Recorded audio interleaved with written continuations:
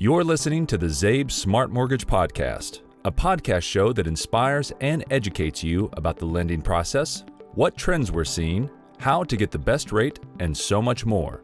Hosted by Fidel Dorado, team leader for the Fidel Dorado team at ZABE Mortgage Group. Fidel has helped hundreds of people with their mortgages, and now he wants to help you become mortgage smart. Welcome to another episode of the ZABE Smart Mortgage Podcast. I am Fidel Dorado with the Fidel Dorado team at ZABE Mortgage Group. And today we're going to talk about the type of loan programs that we offer, the pros and cons, the benefits, and so you can have a better understanding of what we do and what we have to offer you. Thank you. There are several loan programs out there. There are FHA loans, conventional loans, VA, USDA, and there's also down payment assistance programs.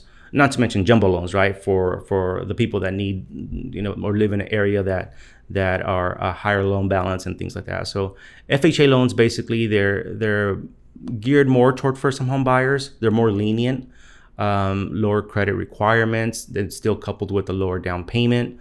So it's a great program that first-time home buyers can utilize that maybe don't have the perfect credit, maybe don't have 10, 20, 15% down to put towards their down payment or closing costs and things like that. So it is a good program. It is government insured, right? It's a government insured program that carries mortgage insurance.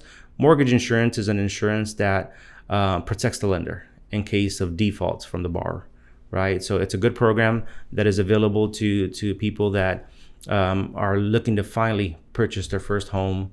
Maybe not have the perfect credit requirements, credit scores. So it offers a good resource for some home buyers. Yeah, so conventional loan programs, they're loan programs that are securitized by Fannie Mae and Freddie Mac. You probably heard those terms, Fannie Mae, Freddie Mac out there. Those are what we call GSEs, government-sponsored enterprises. They're the ones who basically write the guidelines for conventional loans out there. They securitize them and protect.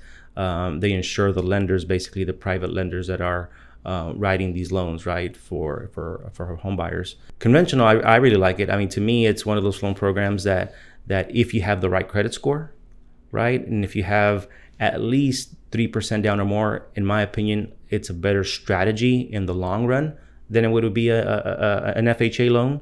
But again, those are the kind of things that we look at when we sit down and we look at your financial fingerprint to determine what is a better strategy, right?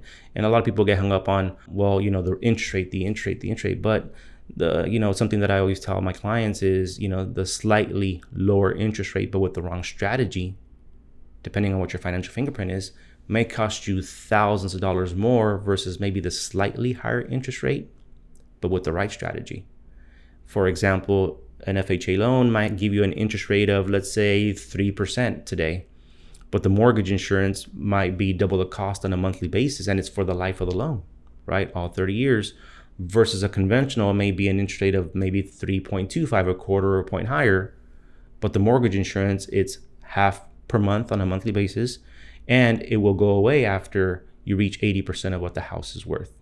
So it's a long-term save. So yeah, in that situation, in my opinion, the slightly lower interest rate is going to cost you more in the long run, right? And those are the kind of things that we're there to provide you when we do give you what's called a total cost analysis or a side-by-side comparison of the different loan programs, so you can really see how much is this loan going to cost you, not only at the beginning, but also maybe in the first 3 years or first 5 years and throughout the life of the loan, so you can make a more educated decision.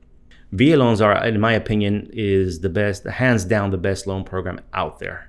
If you're a qualified veteran, right?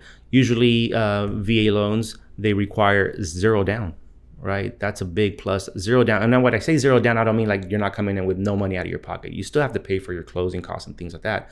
But as far as down payment towards the price of the home, it's zero down, right? And no mortgage insurance, which is a big key factor, right? No mortgage insurance, which can save you, $200, $300, $400 per month, depending on the price of the house. So again, VA loans, in my opinion, are hands down the best loan programs out there. The requirements for that is if you were in the active service for at least 4 years, if you were a reservist or in the Guard, at least 6 years. Is that you have to have served in order to be eligible for a VA loan. And again, the one thing that I like about VA loans is that, and to come to my surprise, over the last years that you get used to doing VA loans, is that they may have a higher requirement or a higher debt to income ratio threshold that allows you to qualify for a little bit more as compared to an FHA or a conventional loan. It's based more on residual income versus debt to income ratio. VA is a little bit less strict when it comes to that. Now, do they allow for co-signers, non-occupying co-signers? That they do not. It's only allowed for either for you or the veteran and their spouse, right? So you may have your fiance that you guys are eventually going to get married, but you're not going to be able to put her on the application and apply for a VA loan and consider her income. But VA loan, in my opinion, if you qualify, hands down, the best program out there. USDA loans are rural areas, right? 25,000 population and below. They do have income limits for a family household size. So that's another program that allows you to qualify up to 100% of the appraised value, which is a little bit different. So for example, just kind of give you a scenario with that, is that if the contract price, just to use even numbers, if the contract price is 100,000 and the appraisal value comes in, let's say at 103, 105, well, we can finance up to the appraisal value and maybe even include the closing costs in there, or part of the closing costs, right? So that's one of the incentives that a lot of people don't know about USDA loan programs. Now, USDA loan programs are, because they are 100% financing and they're government insured, government sponsored, it is a very strict program, right? They have higher credit score requirements, lower debt to income ratio requirements. So credit history is also important to take into account, not just your credit score. So there are a lot more several factors that are taken into account with a USDA loan than it would be with an FHA, with a conventional loan. But again, just to kind of summarize, USDA, rural areas, outside city limits, 25,000 population or below, and also income limits due to family household size. So those are things that people need to look out for with USDA loans. Again, very strict programs, very strict with their guidelines. Jumbo loans, in our area, we live in the Central Valley, so we don't do many of those, but we do loans outside where we can do loans anywhere in the state of California. So occasionally I do come across jumbo loans, and those let me actually tell you this: there's a difference. There's some areas that are considered high balance loans that you can still do a conventional loan for, right? And then there are jumbo loans. So usually in the state of California, the limit for high balance loans, I believe, is like $832,275. I mean, don't quote me. I don't have that number on me exactly right now. But anything above that would be considered a jumbo loan. Jumbo loans, it's more of a niche product. There's more requirements. You have to have at least a 720 credit score or above. You have to have at least 6 months in reserves. In some cases, there's no mortgage insurance required.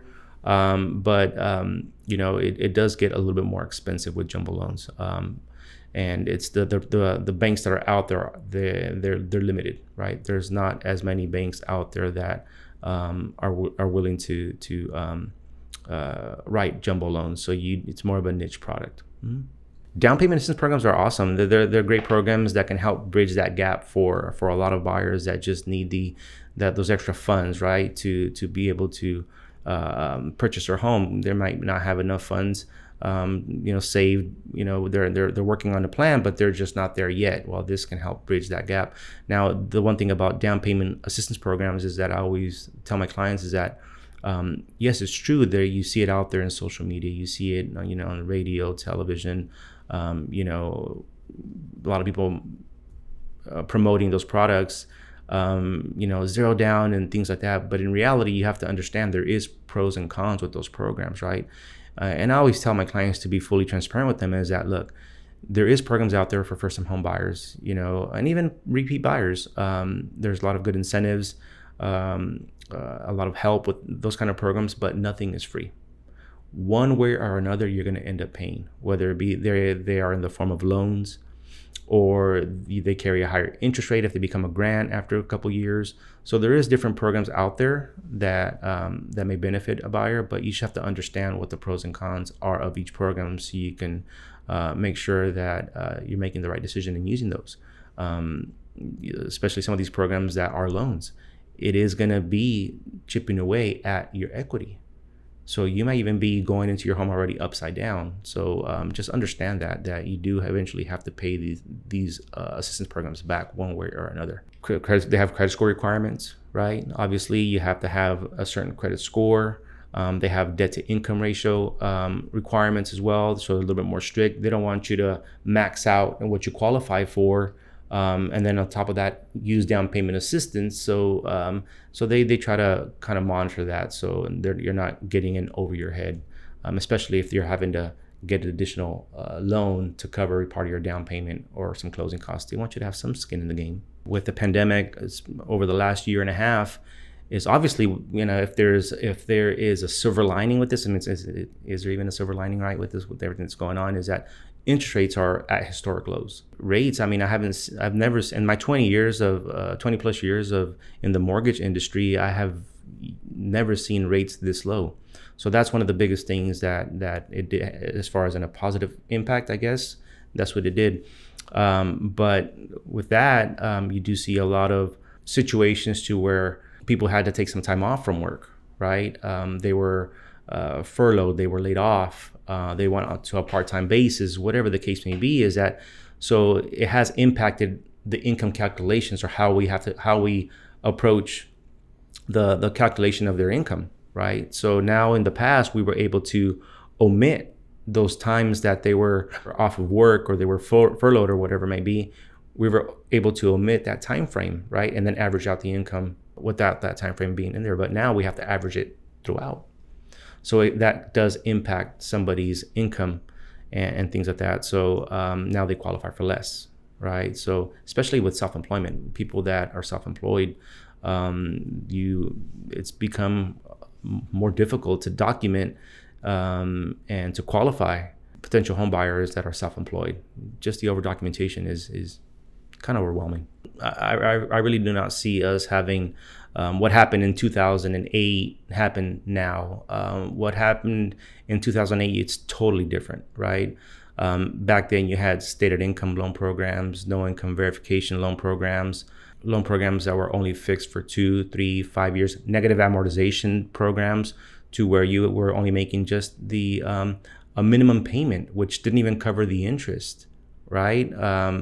So instead of your balance going down or staying the same, if you were doing an interest-only program, your actual loan balance was increasing. And if your interest rate was fixed for only 2 or 3 years, and once that time period comes and you're looking to refinance, and if the market rate is, higher, or if the value is not there, your rate's going to adjust on you. And that's what happened then, right? Compared to now, people are having to qualify with, the right income, qualify with the income ratios, qualify with the credit score requirements, the proper credit score requirements, funds to close. They have to have, skin in the game now, basically. And so from what I see, it's totally different. And there may be a softening in prices, maybe. We get so accustomed, and I always tell clients, like, we get spoiled, we become spoiled, right? So a year and a half ago, rates were maybe like in the mid 3s, maybe low 4s. So we get used to now hearing the 2s and the 3s. So the moment that you hear an interest rate go up slightly back into the 4s, you're like, oh my gosh, like, this is way too expensive. But in reality, when I first got into the business back in like 99 or 2000, the rates were like at 9.5%.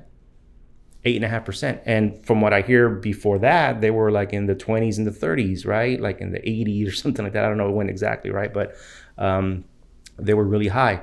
So if you compare now, yes, prices, because of the demand and lack of inventory, whether it be because of production or whatever it may be, and new home sales and stuff like that, it has caused that demand to skyrocket. There's not enough supply.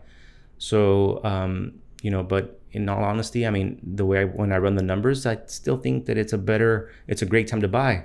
I would rather pay slightly higher in price with these low rates than versus maybe something that's a little bit slightly lower and a higher interest, because at the end of the day, I'm paying a lot less to the bank, right, for borrowing that money. So, but we've learned so much from what happened in 2008, and there are so many rules and regulations put in place to help protect us from something like that happening again. So as a recap, today to today's podcast, as far as the type of loan programs that are out there and which one you may benefit you more, is FHA again is more of a program that is it's more lenient, right, towards people that have that lower credit score requirement and while still wanting to keep a low down payment. Conventional loan programs, if you have more established credit and you might have have budgeted more of a down payment, this might be a program that's more geared for you because it's going to help you save in the long run. VA loans, like in my opinion, like I said, they're the best loan program out there for qualified veterans. So if you're a veteran out there and you're looking to purchase your home, VA loans, hands down, the best program out there, right? USDA loans is for certain areas, within our community in the outskirts of city limits and things like that may benefit some buyers, right? They are very strict when it comes to guidelines, credit scores. They do have income limits when it comes to family household size. But they do allow for 100% financing of the appraised value. So there are benefits there. Jumbo loans are for outside, areas that have really above high balance costs. For example, San Francisco, some cities especially right now in the Bay Area, Southern California, some places in Sacramento. Typically, that is anything over like $850,000 or above, up to $1 million or more. Those are jumbo loans, right? So again, we offer those programs. They're available to us if you need those as well. And then down payment assistance. Those are programs that can really benefit you to help bridge that gap if you need to that extra slight money to help cover part of the down payment or the closing costs. But just understand that that nothing is free. Right? There are pros and cons with those programs, and for you to understand what it takes and for you to understand the benefits, the pros and cons of those programs is important. So you can, before you decide to use those kind of down payment programs available to you. This has been an episode of the ZABE Smart Mortgage Podcast. Whether you're a first-time home buyer, purchasing your next home, or refinancing, being smart about your mortgage options will save you time and money. ZABE Mortgage Group connects you to the technology, resources, and education to make you mortgage smart. From pre-approval to applying to getting approved and managing your loan, visit zabemortgage.com.